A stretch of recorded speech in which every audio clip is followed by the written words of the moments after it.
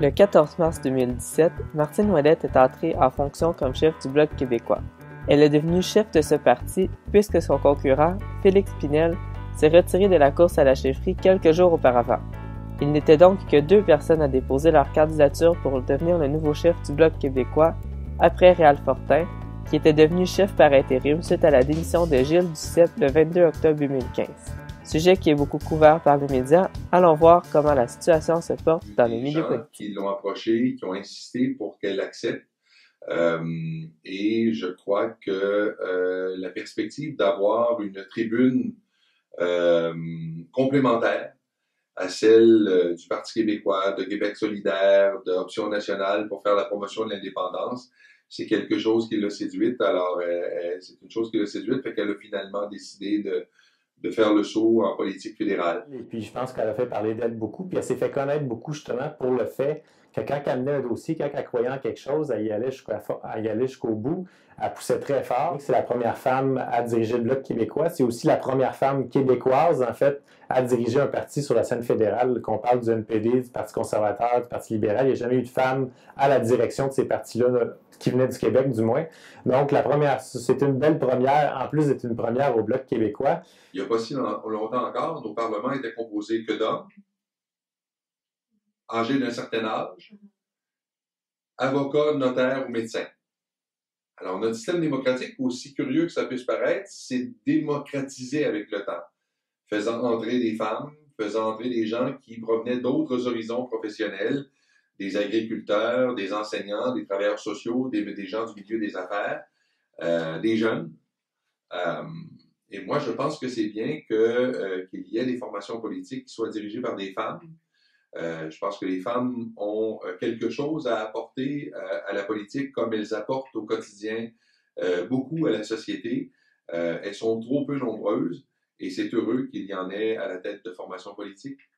Je pense que les femmes, on a une approche qui est plus de collaboration, une approche qui est plus concrète, souvent plus quotidienne.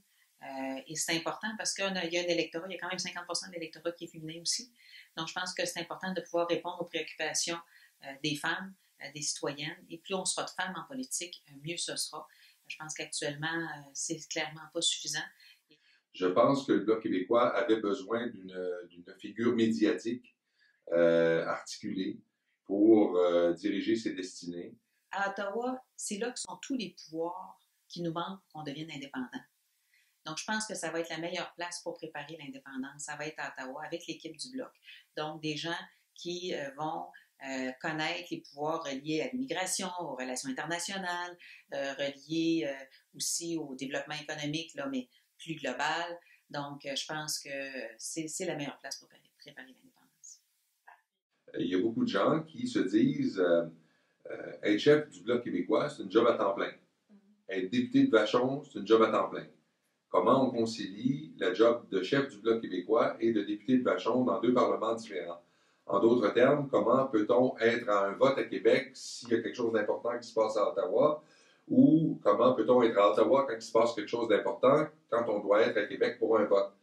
À Québec, le Parlement siège du mardi au jeudi, alors qu'à Ottawa, le Parlement siège du lundi au vendredi.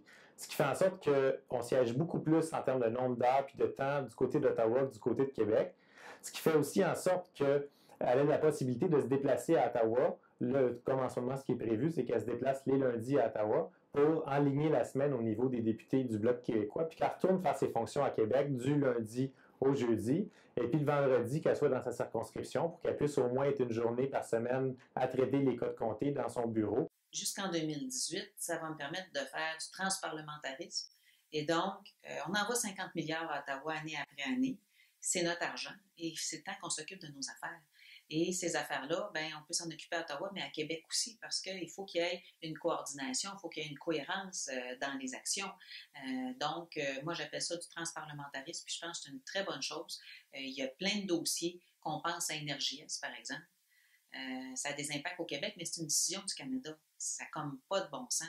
Fait que de pouvoir intervenir dans les 2 parlements, c'est extrêmement intéressant. Je pense que ça va renforcer l'action du Bloc. La seule différence, dans mon cas, c'est qu'il y a 2 parlements au lieu d'un seul parlement. Mais quand on sera indépendant, ce sera un seul Parlement. Donc, comme tu bien commencer à se pratiquer tout de suite. À partir du moment où des députés souverainistes ont commencé à siéger à la Chambre des communes, il s'en est toujours trouvé pour dire qu'est-ce qu'ils font là, est-ce que le Bloc a toujours sa pertinence. Alors le Bloc est toujours obligé de démontrer à nouveau sa pertinence, alors qu'on ne demande pas ça à d'autres formations politiques.